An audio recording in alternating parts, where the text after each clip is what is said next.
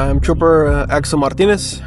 I am stationed here in Starr County, one of the local troopers from Rio Grande City and Roma. I've been a trooper for approximately 5 years. I went to high school, Roma High School, class of 2017. I graduated July 30th of 21. First started up in El Paso district in Marfa, a small town out in West Texas. I'm sure it's known for the movie The Giant. That's where it was filmed originally. I was there for a year. September 22, I requested a transfer. I got approved September 22 up to Rio Grande City, and I've been here ever since.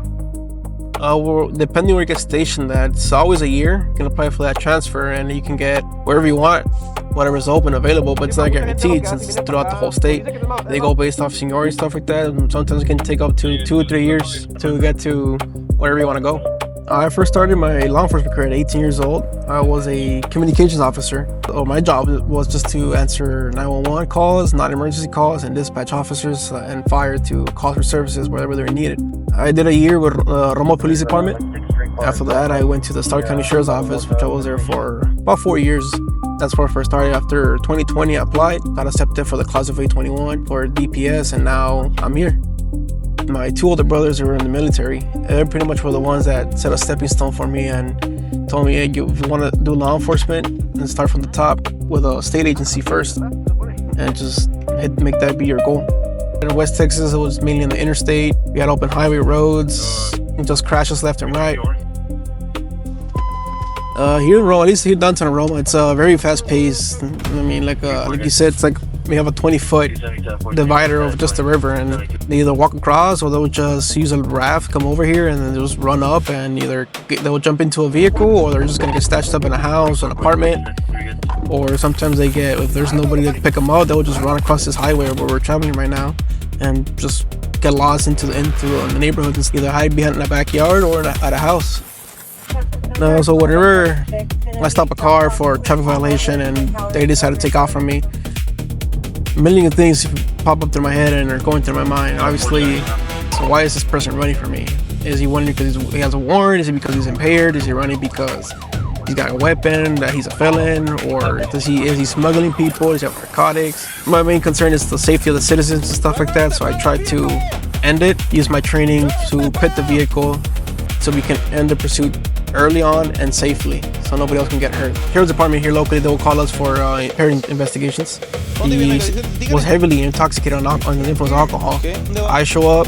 When I showed up, she had I believe she was 8 years old, daughter in the back seat. This lady did not know where she was at, where she was coming from. What was more upsetting was that she wanted to release her daughter to just some man she just met that night.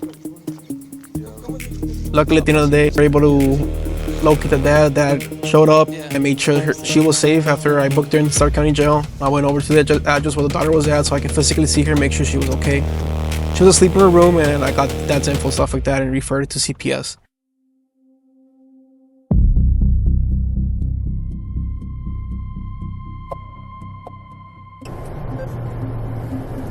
Everything's been 10-19 for the last 2 hours.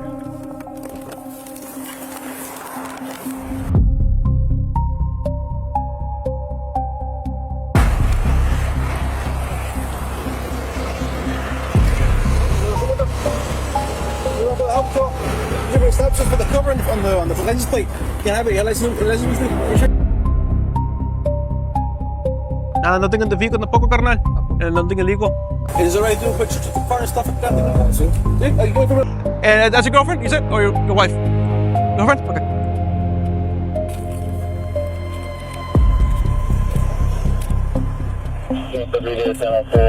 County on scene, advising stepping forward, government. ¿Es your man? ¿Qué tal estás? ¿No?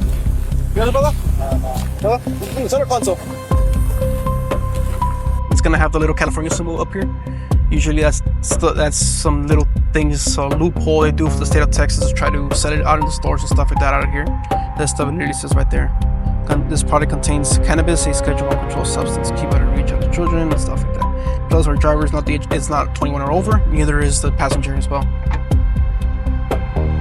And nobody's owning up to the THC products we located inside the car. She's not owning up to it, and she's not either. Those pins okay?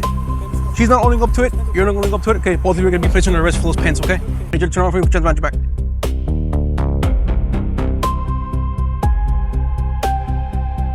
You're right. They have set your case, okay? So you're going to be transported to our office so we can do the paperwork. Once we're done with the paperwork, you're going to be transported to the juvenile center. Okay, is there a number we can contact your mom or somebody? Let me call her. Yeah, that's fine.